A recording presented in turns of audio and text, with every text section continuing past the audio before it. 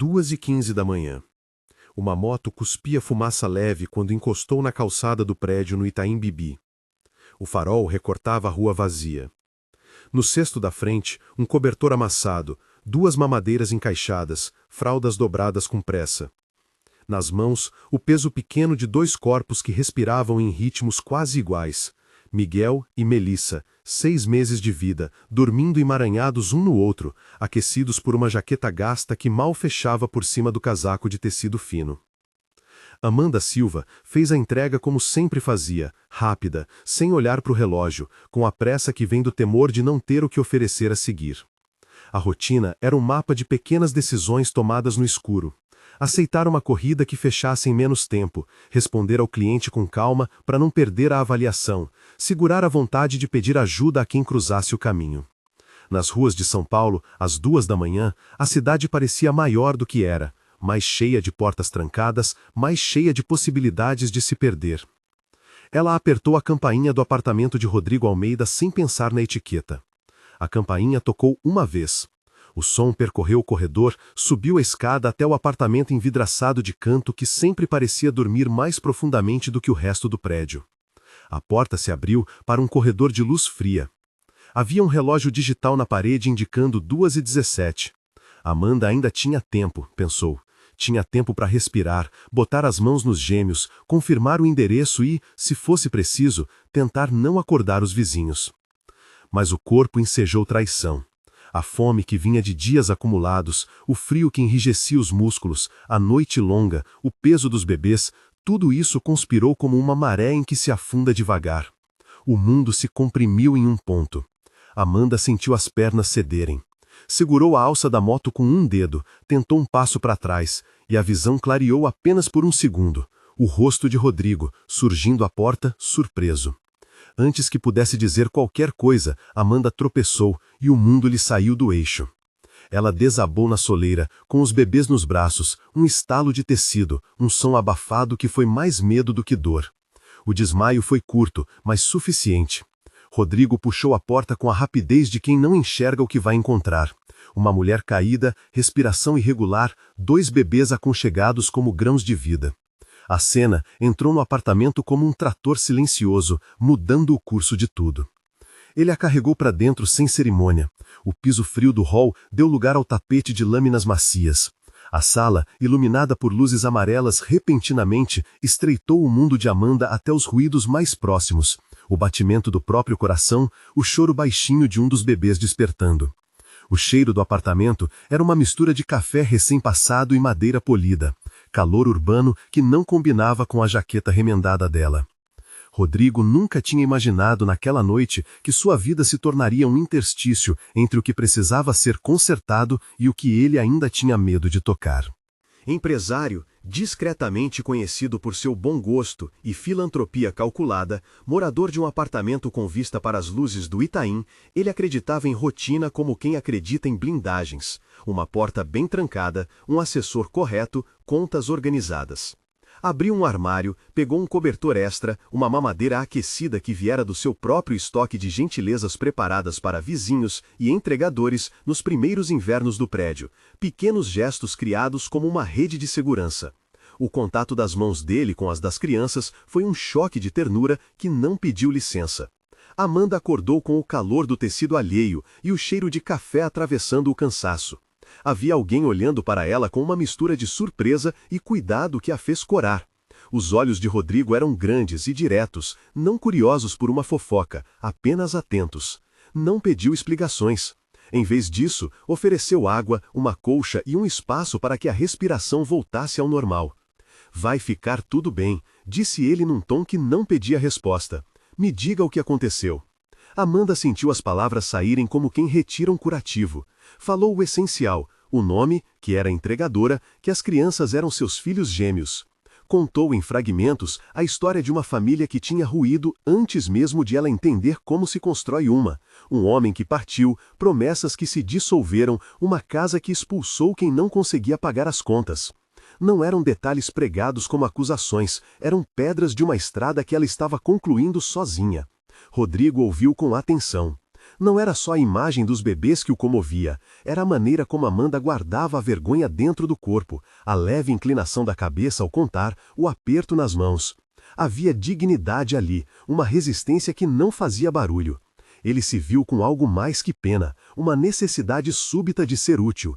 Pode parecer clichê, mas nas madrugadas de sua vida, ele havia aprendido a reconhecer rostos que afirmavam vida. Corrigiu a formação de uma mamadeira, esquentou-a, embalou a menina a quem chamaram, sem que ela pedisse. Ela chorou baixinho quando a primeira mamadeira tocou os lábios dos gêmeos. Era um choro que dissolvia vergonha e medo.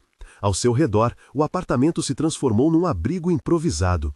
Rodrigo a cobriu com outro cobertor e a deixou descansar no sofá enquanto os bebês dormiam novamente, embalados pela respiração de alguém que aparentava calma.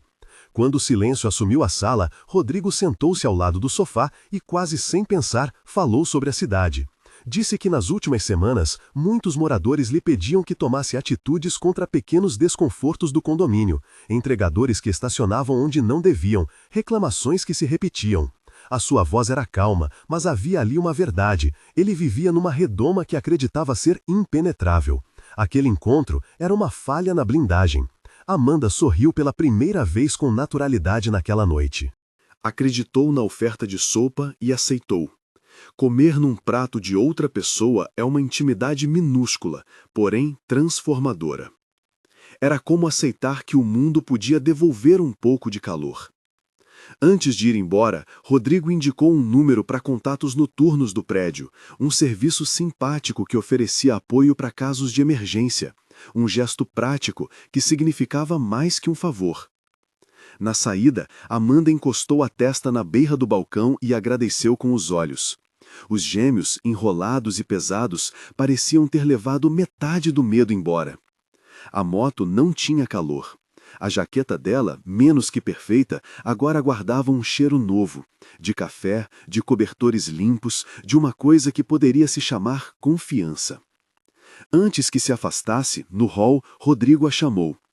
"Amanhã, se puder, passe para pegar um cobertor extra. Não é nada", disse ele, com aquela hesitação de quem não está acostumado a pedir favores. Amanda hesitou, aceitou. Aqueles primeiros dias estabeleceram um padrão. 2h15 da manhã deixara de ser só um momento da entrega. Tornou-se um relógio interno que marcava encontros improvisados, trocas de olhares, confidências em voz baixa, pequenos favores que se transformavam em gigantes. Rodrigo comprou fraldas, trouxe um aquecedor portátil, convidou um pediatra conhecido para checar os gêmeos numa visita rápida, que foi mais gesto de segurança do que protocolo médico. Amanda, protegida por uma rotina fragmentada, começou a confiar. Não era um amor imediato, nem um conto de fadas.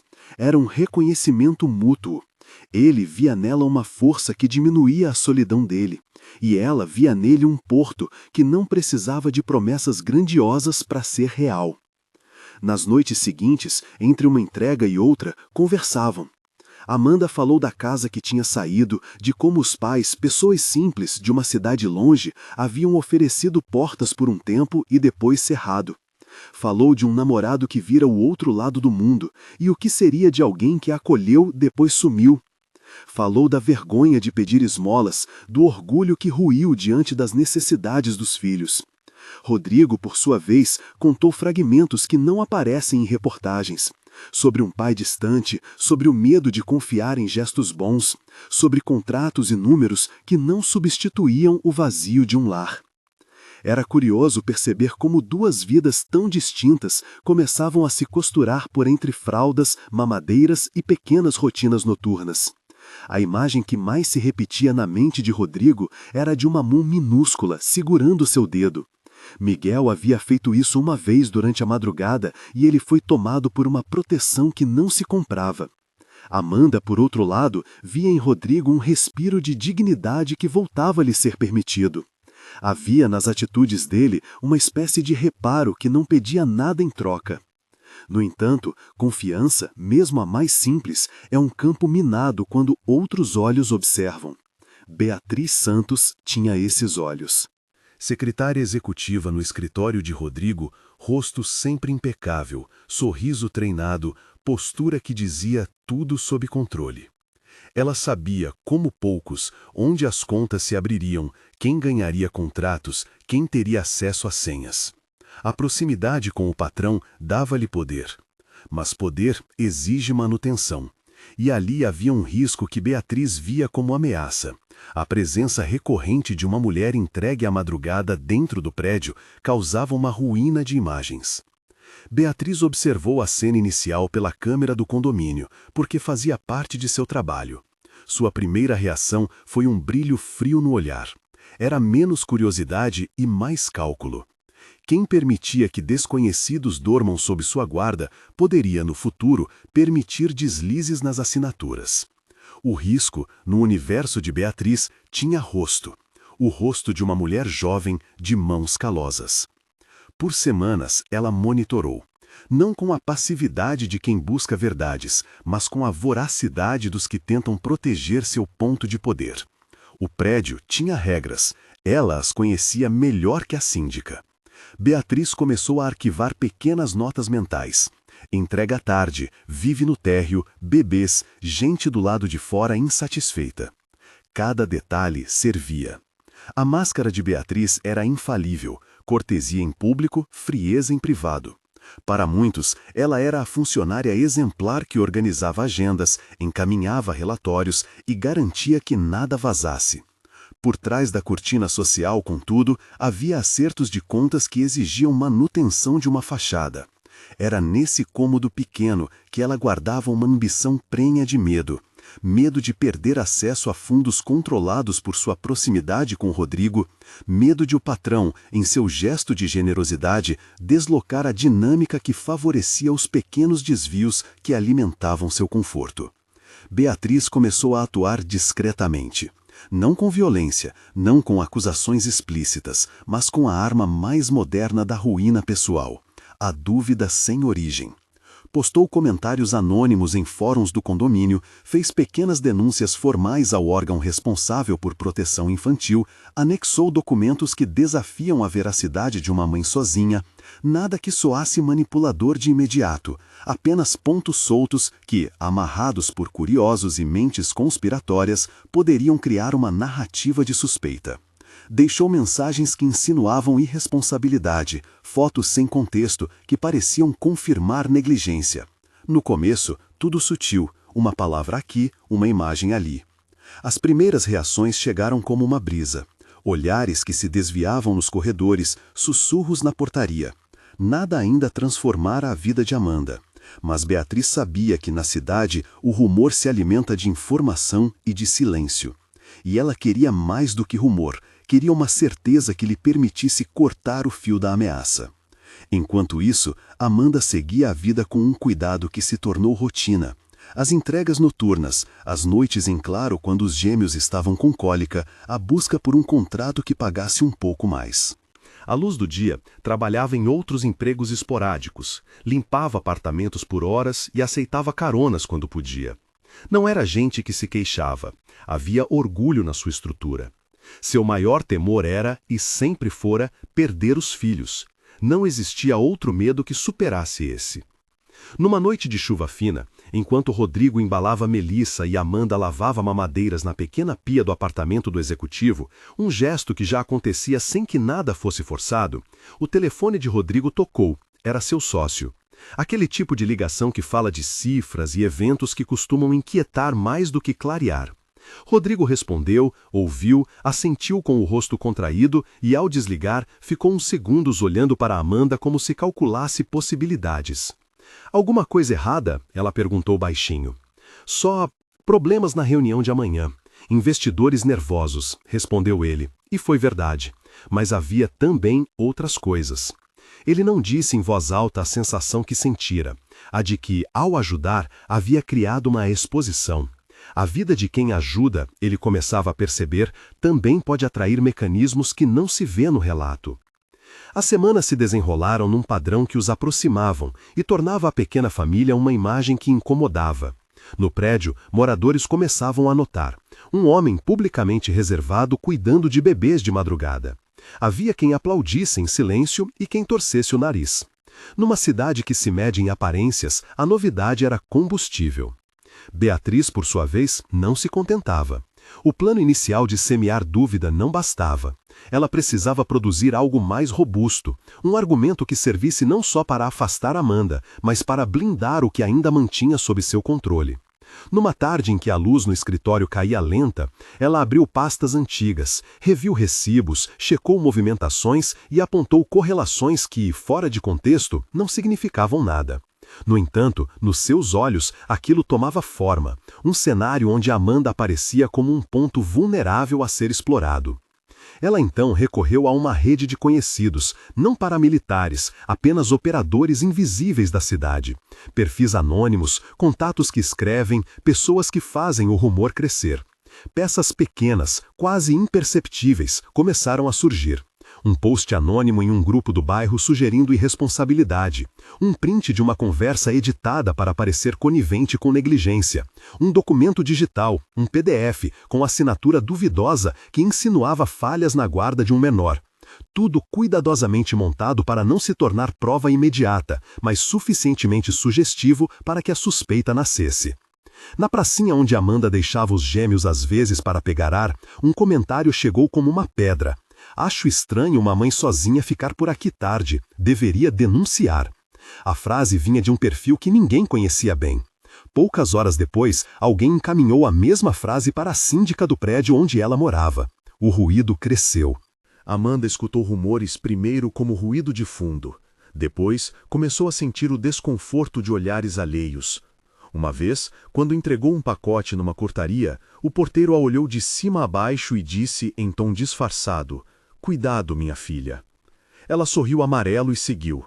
Não era apenas o desconforto que magoava, era o peso de carregar a imagem de mãe suspeita. A difamação, ainda em suas fases iniciais, corrói de dentro para fora.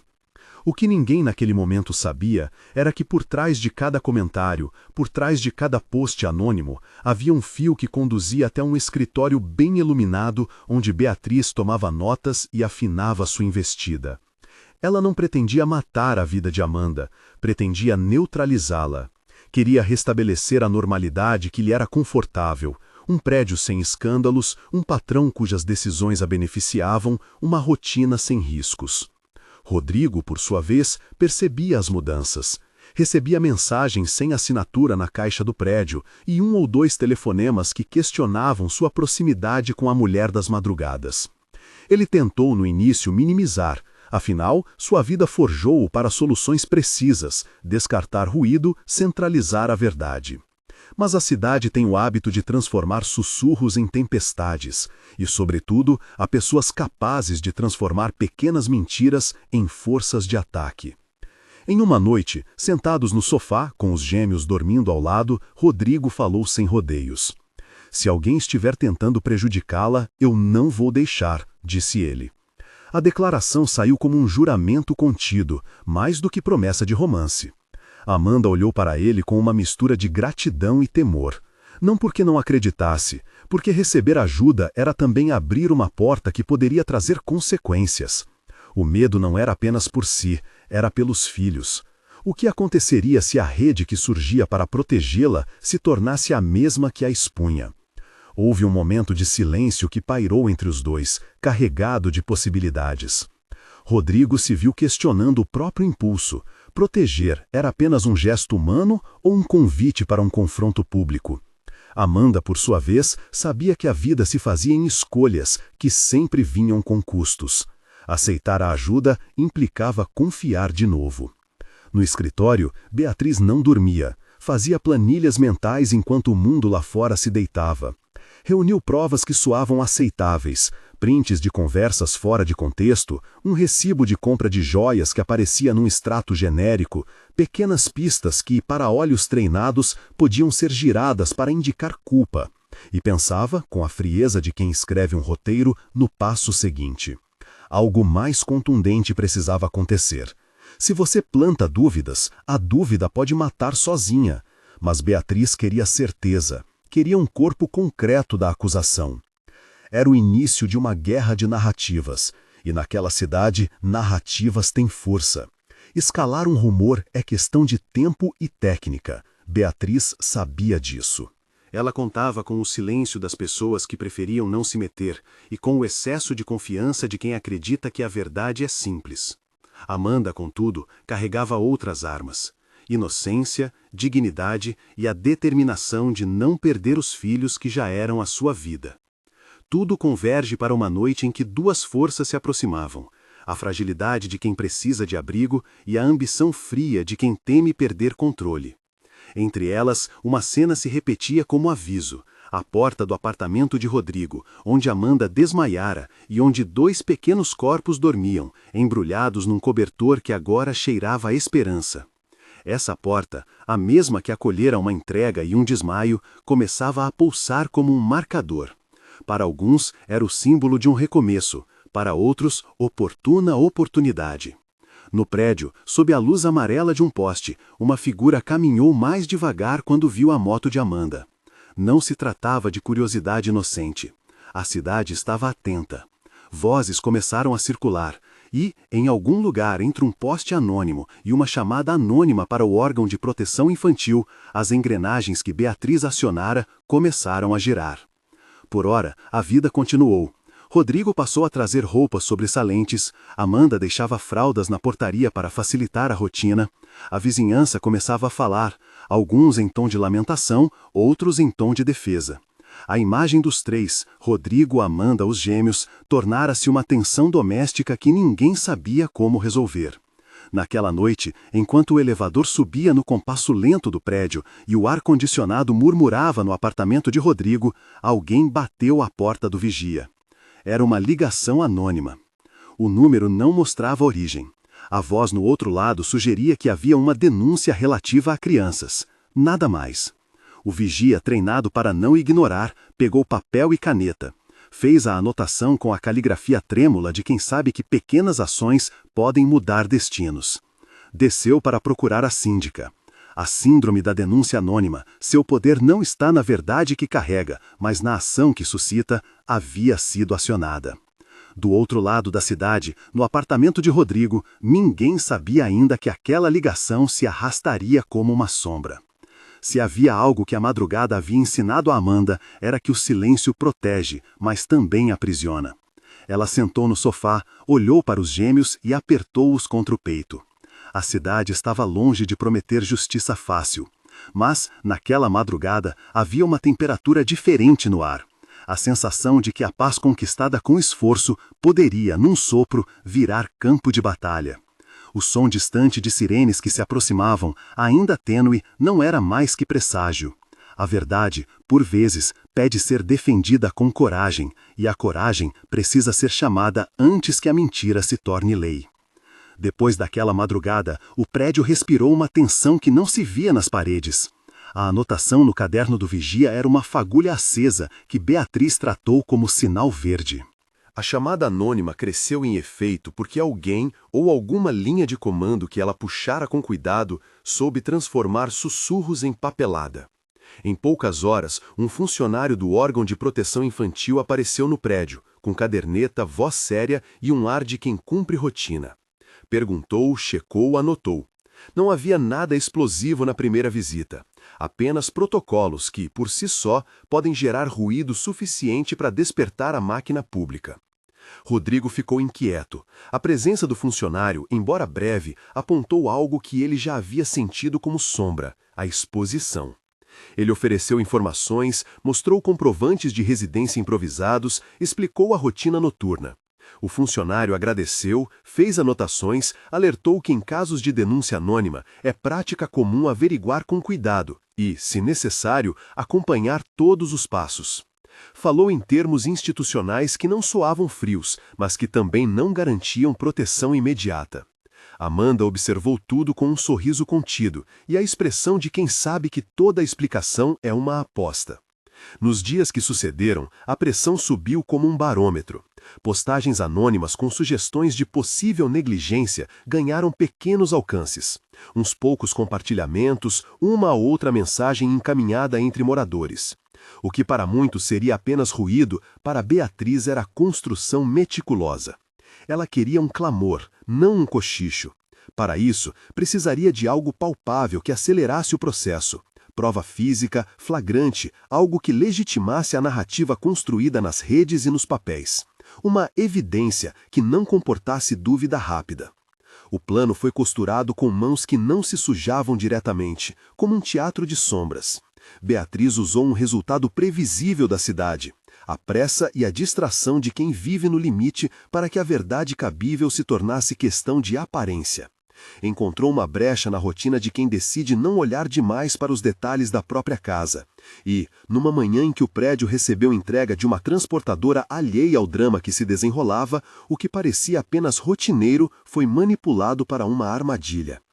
Numa tarde, quando Amanda colocou a mochila com fraldas e as mamadeiras no banco da moto, não percebeu que ali dentro, sob a roupa de pano, alguém havia colocado um pequeno invólucro. Não vou descrever como a ação foi executada. O que importa é que, mais adiante, a mochila foi revistada por um grupo que Beatriz havia convocado com frieza calculada. Um porteiro cúmplice de econômica curiosidade, um vizinho orientado a olhar com cuidado e uma adolescente do condomínio, convencida a ajudar, criaram o cenário perfeito para que a suspeita deixasse de ser só palavra. A descoberta do objeto foi tratada com teatralidade. Surpresa, um telefonema, o relato apressado aos 190. A polícia chegou em minutos que pareceram horas. Não se tratou de um show público pensado para humilhar e, ainda assim, foi humilhante. Uma mulher presa a um detalhe do acaso, duas crianças envoltas em um lenço, o vidro do elevador refletindo rostos que se aproximavam mais por curiosidade do que por compaixão. Houve instruções formais, busca e a constatação do objeto. Em seguida, um procedimento que ninguém na família de Amanda imaginou enfrentar, a retirada imediata das crianças, medida de proteção tomada por um órgão que, diante de evidências e da recomendação policial, decidiu que os bebês deveriam ser colocados em abrigo temporário até que a questão fosse esclarecida. A cena da remoção foi curta e absurda, como toda a violência institucional que, mesmo quando busca prevenir, fere quem já era frágil. 2 jovens servidores do abrigo chegaram com malas discretas, falando com suavidade, formando um corredor silencioso entre olhares que não reagiam. Miguel e Melissa foram colocados em pequenas mantas brancas e levados para o carro que os afastaria dali. Amanda sentiu o corpo desabar como se alguém puxasse de baixo o chão. Despida de luxos, sob a luz fria de uma manhã que não combinava com o desespero dela, ela gritou o nome dos filhos até que a voz falhasse. A cena ocorreu sem gritos de multidão, mas com a presença de uma câmera de prédio registrando tudo: portas, passos, o vulto menor de uma mulher que corria atrás do carro como se pudesse deter o destino. Amanda foi levada para a delegacia com algemas que doíam menos do que a sensação de perda. Na cela, sentou-se numa cama fria, encolhendo-se num casulo de desorientação. Uma defensora pública a visitou e depois veio Marcelo, o advogado a quem Rodrigo havia ligado com pressa contida. Marcelo, um homem de 30 e poucos anos com a calma de quem já vira muitas histórias, fez o que podia, ouviu, organizou a defesa, articulou. Falou com clareza sem promessa. Vamos provar que isso é uma armadilha, preciso de tempo e provas. Mas tempo era exatamente o que Amanda não tinha quando lhe disseram que por decisão emergencial os bebês ficariam sob cuidados institucionais. Era como se todo o esforço da mãe tivesse sido dissolvido num gesto burocrático. Enquanto Amanda tentava compreender o que acontecera, a cidade reagia. A história, já semeada por Beatriz, encontrou ecos nas redes, imagens editadas, legendas falsas, mensagens que transformavam um ato de bondade em suspeita. Alguns dos vizinhos que antes tratavam Amanda com desconfiança, agora a apontavam com certeza. Pessoas que nunca haviam visto os bebês pessoalmente imaginavam o pior. Havia no ar uma sensação de julgamento coletivo que as ferramentas digitais amplificavam sem ponderação. Rodrigo recebeu a notícia com o peso de quem já sentia culpa, primeiro por ter exposto Amanda a olhares alheios, depois por imaginar que sua escolha de ajudar abrir espaço para a destruição de uma vida. Ele visitou a delegacia, tentou argumentar, mas encontrou portas que só se abriam por protocolo. No rosto dele, a expressão oscilava entre raiva contida e uma vontade de remediar que quase não sabia como se afirmar. Chamou Marcelo e disse, com voz baixa: Não aceitarei que ela seja tratada assim.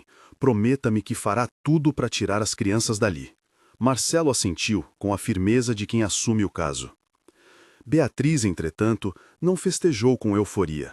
Havia em seu rosto uma frieza reconfortada, a sensação de missão cumprida. Em privado, ela organizou sua narrativa. Como sempre, a máscara impecável. Em público, silêncio e então sussurros. Mas as ambições que moviam suas ações não perdiam o limite da razão, moviam-se por medo de perder o controle. Seria suficiente? A escalada já tomava forma, e ela acreditou que o próximo capítulo seria o fechamento do cerco. Na cadeia de eventos que se formou, Rodrigo recusou aceitar resignação. Contratou investigadores particulares com perfil discreto, homens e mulheres que conheciam as frestas da cidade. Eram profissionais racionais, acostumados a transformar suspeitas em pistas. Eles começaram por reconstituir a rotina da noite do plantio. Quem esteve onde, câmeras possíveis, conexões que pareciam irrelevantes à primeira vista. Havia rastros digitais e físicos. Não vou entrar em detalhes técnicos, mas a investigação encontrou em diversos cantos pequenas pontas que apontavam para um fio condutor. Movimentações bancárias curtas e frequentes ligadas a nomes fictícios. Mensagens apagadas que, por erro, foram arquivadas. E o vídeo de uma câmera de serviço que, quando ampliado, mostrava uma figura conhecida entrando em um corredor de serviço pouco antes da mochila ser revistada. Quando Rodrigo viu aquela gravação pela primeira vez, não acreditou no que via. Era Beatriz, em passos apressados, passando pela área de serviço, com o semblante calculado. A imagem não explicava tudo, mas colocava uma presença onde antes havia silêncio. A investigação também localizou mensagens anônimas enviadas de um computador ligado ao escritório onde Beatriz trabalhava. Pequenas coincidências que, juntas, começaram a formar um quadro. O investigador-chefe levou os achados a Rodrigo num encontro discreto, com plantas, diagramas e uma cópia do vídeo marcada com timestamps. Não é prova final, disse o investigador, mas é mais do que coincidência. Se juntarmos a gravação com o padrão de transferências e com os registros de quem tinha acesso às chaves do prédio, há um fio comum. Rodrigo sentiu uma mistura de alívio e raiva. Alívio porque havia finalmente algo concreto. Raiva porque a queda de alguém que não deveria pagar pela culpa de outra pessoa parecia naquele momento, sobretudo, injustiça prolongada. Marcelo, com a cautela de um advogado que conhece o tribunal e a imprensa, começou a montar uma estratégia: tornar o invisível visível. Organizou a documentação que o investigador trouxera, arquitetou pedidos formais para acessar as gravações do prédio e requisitar logs. A estratégia legal seria firme, mas Rodrigo sabia que, apesar do processo judicial seguir seu próprio fluxo, havia uma dimensão pública que poderia acelerar a recuperação de Amanda, a exposição da verdade. Nem como vingança, mas como um instrumento para abrir as portas que a burocracia fechara. Nas semanas seguintes, uma escalada midiática começou a se formar, não por iniciativa de Rodrigo, mas por necessidade. A imprensa, atraída por contradições e pelo interesse humano da história, começou a procurar respostas. Rodrigo pediu que a cobertura fosse feita com responsabilidade. Sabia do risco de transformar os bebês num espetáculo. Ainda assim, a verdade precisava incluir a gravação, a sequência de transferências e os registros que mostravam que alguém havia tecido a armadilha. Marcelo pediu cautela, apresentar provas em locais e momentos que evitassem sensacionalismo e preservassem a integridade do processo. Enquanto a investigação avançava, a vida de Amanda pendia entre a saudade e a esperança. No abrigo, Miguel e Melissa eram cuidados por mulheres e homens que cumpriam o que a instituição prometia: banho, alimentação, sono tranquilo e acolhimento. Havia profissionais que reconheciam a fragilidade da situação. Amanda passava as tardes ao telefone com Marcelo, chorando em silêncio, pegando o fim das chamadas para respirar. À noite, seus pensamentos volviam àquela porta do Itaim, ao calor do café e à primeira mamadeira que fizera com a ajuda de Rodrigo. Pensava no momento em que tudo começara e desejava apenas retroceder o tempo para desfazer uma injustiça. Em público, Beatriz ensaiava suas respostas. Negava com serenidade. A sua farsa de vítima de mal-entendidos começava a soar menos convincente à medida que o investigador trafegava por registros que a ligavam aos passos questionáveis. Ela sentia a areia escorrer. O pânico, porém, fazia-a ajustar ofensivas. Buscou aliados, plantas de reputação na diretoria, mensagens que implicavam lealdade de alguns. O risco que antes era de perda econômica transformou-se em risco de exposição pessoal. E, como sempre, quando o medo aperta, as ações se tornam mais precipitadas. O mini gatilho que murmurava antes, mas alguém estava observando, e não por preocupação, ganhou corpo. Uma jornalista passou a retratar o caso com cuidado, pedindo entrevistas, checando horários e contato, organizou uma matéria que não expunha as crianças, mas que deixava no ar a impressão de que havia algo mais na história. As redes que antes ecoavam boatos agora começavam a receber sinais de dúvida. Pessoas que haviam compartilhado julgamentos começaram a se calar. A maré que Beatriz criara começava a recuar quando evidência real veio à tona. O ponto de virada público aconteceu numa manhã fria, em que Rodrigo convocou um encontro no auditório de sua empresa, algo que no passado servia para apresentar planos e resultados. Dessa vez, as luzes se acenderam sobre outra coisa, a exposição da verdade. Nos meses que seguiram, a vida foi feita de passos firmes e de cuidados precisos. A investigação formal transformou-se em processo judicial. Testemunhas foram chamadas, documentos apresentados e o tribunal se moveu com o ritmo grave que cabe a questões de grande impacto. Beatriz foi julgada e, após o devido processo legal, foi responsabilizada pelos atos de fabricação de provas e por abuso de confiança. A condenação não foi celebrada em tom de vingança, foi aceita como restituição de algo que havia sido arrancado.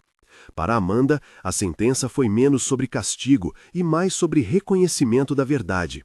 Um fechamento que, se não apagava o trauma, ao menos restituía a justiça. Enquanto isso, Rodrigo e Amanda trabalharam para recompor uma vida com rotina. Idas ao pediatra, conversas com psicólogos infantis, comunhão com vizinhos que apoiavam e reabilitação da imagem pública de Amanda, que havia sido ferida por calúnia. O prédio mudou de tom. Alguns se retrataram em mensagens, outros mantiveram reservas, mas a maioria mostrou uma compaixão que opera em pequenos atos. Oferta de fraldas, convite para almoço, olhar que já não julgava. Os pais de Amanda surgiram como peça importante de um reencontro. Vinham de longe, carregando culpa e orgulho. A separação anterior fora fruto de medo e falha de comunicação. E o retorno deles vinha com passos tímidos de reconciliação. Não foi um caminho simples. Houve conversas duras no quintal da casa deles, no qual Amanda foi até criança. E o choro partiu em ambos os lados. Pais se curam com tempo e com atos que traduzem comprometimento. Visitas regulares, ajuda nas noites de cólica, a tentativa de colocar uma rede de apoio onde antes havia distância. Esse processo delicado culminou numa reunião em que as falas foram mais sobre futuro do que sobre passado. Houve ainda um capítulo que mostrou o quanto a dignidade pode ser restaurada por gestos pequenos e firmes. Rodrigo, que havia sentido culpa desde o início, lutou para que a reparação não fosse só simbólica. A empresa dele financiou um fundo de apoio para mães em situação de vulnerabilidade na região, com foco em formação profissional e creche. Não era caridade espetacular, mas uma resposta estruturada para que outras mulheres tivessem opções além do limite que levava Amanda à rua. Para ele, aquilo era também uma forma de transformar culpa em algo prático. A vida de Amanda aos poucos se reorganizou. Conseguiu um contrato regular em uma cafeteria que lhe dava estabilidade de horário. Rodrigo deu suporte para que ela pudesse frequentar um curso de formação. A dupla mãe e empresário manteve a linha tênue entre autonomia e ajuda. Ele não queria apadrinhar e ela não queria depender. O equilíbrio que encontraram foi de respeito. Havia momentos de desconforto, mas também de riso verdadeiro. Miguel e Melissa cresceram em ambiente de afeto, com visitas dos avós, com noites em que a casa enchia de vizinhos amigos e com a certeza de que sua história fora defendida por quem acreditou na verdade. Quando o dia do veredito final chegou, a sensação que preenchia a sala de audiências não era triunfalismo. Era reconhecimento por um processo que custara caro. Beatriz foi condenada por falsificação de documentos, por denunciação caluniosa e por crimes correlatos. A sentença incluiu responsabilização financeira e pena adequada. Para Amanda, o momento foi de fechamento e de cuidado com o próprio sentimento. O que ganhei foi mais do que o veredito, disse numa conversa íntima com Marcelo. Ganhei de volta a vida dos meus filhos. A restauração, no entanto, foi além do tribunal. Havia uma cena que Rodrigo guardara como segredo, a porta do apartamento onde Amanda desmaiara naquela madrugada, o ponto de virada que havia mudado o destino de 3 pessoas. Ele quis que esse lugar fosse também o cenário de uma promessa formal. Numa noite clara, quando as luzes do Itaim estavam mais leves, Rodrigo convidou Amanda para um passeio, sem alarde, apenas para olhar a cidade como quem observa o que constrói. No hall do prédio, onde a memória do desmaio ainda persistia em um eco sutil, Rodrigo ajoelhou-se. Não foi um gesto teatral, foi íntimo, reduzido ao que realmente importava. Soltou palavras curtas, sinceras, que falavam menos de luxos e mais de cuidado. Pediu que Amanda aceitasse fazer daquela família um projeto real. Falou dos filhos, do medo que os dois haviam enfrentado, do respeito que tinha por sua história e por seu esforço. Perguntou se ela aceitava ser sua esposa, não por necessidade, mas por escolha. Amanda olhou para ele como em noites anteriores, quando a primeira mamadeira fora aquecida por mãos que não pediam nada em troca. Havia hesitação, porque confiança que se reconstrói exige tempo para não ser quebrada. E também havia um sim, que vinha da profundidade de quem reconhece amor e proteção como formas de parceria. Aceitou.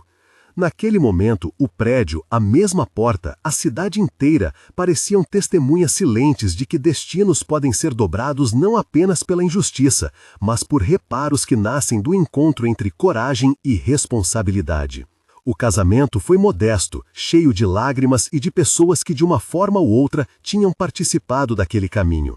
Estavam os avós de Amanda, ainda tímidos mas presentes, Marcelo com uma gravata desalinhada que mostrava a urgência e o empenho do processo.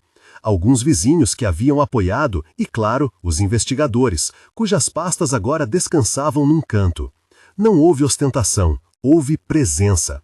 A celebração foi pequena, no quintal de um apartamento, com luzes penduradas, bolo simples e música que lembrava velhas rádios. As crianças, Miguel e Melissa, num colo misturado de afeto, pareciam entender que o mundo era agora mais claro. A redenção do enredo não passou por apagar dores. Houve terapia, conversas longas no sofá durante noites de insônia, telefonemas constantes e o trabalho diário de recuperar segurança. Amanda nunca deixou de notar a queda que experimentou, mas aprendeu a ver a queda como parte de um percurso que não a definia. Não foi um final fácil, foi uma reconstrução que exigiu persistência. Meses depois, numa noite em que o mesmo farol do Itaim recortava as janelas e a moto já não era apenas ferramenta de sobrevivência, Rodrigo colocou uma pequena placa na lateral do prédio, um discreto reconhecimento do que havia acontecido ali. Porta da segunda chance. Não foi algo para atrair olhares, mas para lembrar que locais guardam memória. Para Amanda, a placa era mais do que metal, era um símbolo de que dignidade e verdade podiam resistir às tempestades de boatos. O episódio ecoou na comunidade como uma lembrança de que a piedade pública pode ser frágil, mas que o trabalho paciente de provar a verdade também pode vencer o arbítrio. Havia, no fechamento do ciclo, um esforço coletivo. Pessoas que antes hesitaram foram chamadas a se retratar. O condomínio reformulou regras de convivência e o órgão de proteção infantil iniciou uma parceria com a empresa de Rodrigo para oferecer apoio a famílias em vulnerabilidade. Tudo isso transformava a dor em medidas que, lentamente, reconstruíam o tecido social. No último quadro, a família olhava para as luzes da cidade do terraço do prédio. Rodrigo, Amanda, Miguel e Melissa, e os pais dela que já tinham recuperado parte do chão perdido. Havia silêncio. O som das asas de uma cidade que nunca para parecia, naquela noite, um pano de fundo tranquilo. As crianças dormiam embaladas. O casal trocou um olhar que dizia mais do que palavras. Não havia garantia perfeita. Havia, contudo, a certeza de que a verdade fora defendida com persistência e que o amor, quando não se confunde com posse, ajuda a curar. Se há uma lição que ficou clara, é que portas podem tanto fechar quanto abrir destinos. Aquele batente no Itaim não era mais só um ponto de dor. Era um lugar onde uma entrega à madrugada mudou o rumo de 4 vidas. Rodrigo descobriu a verdade quando ela desmaiou com gêmeos na porta. Amanda reconstruiu sua história com o apoio de quem decidiu agir com coragem e responsabilidade. Beatriz pagou pelo que fez, não por retaliação, mas pela responsabilização que a sociedade precisa quando a confiança é traída. Se esta história tocou você, comente abaixo o que achou das ações dos personagens e compartilhe com alguém que valorize justiça e segundo recomeço. O mundo que queremos merece que a verdade seja buscada sem ódio e que a reparação vença a mentira.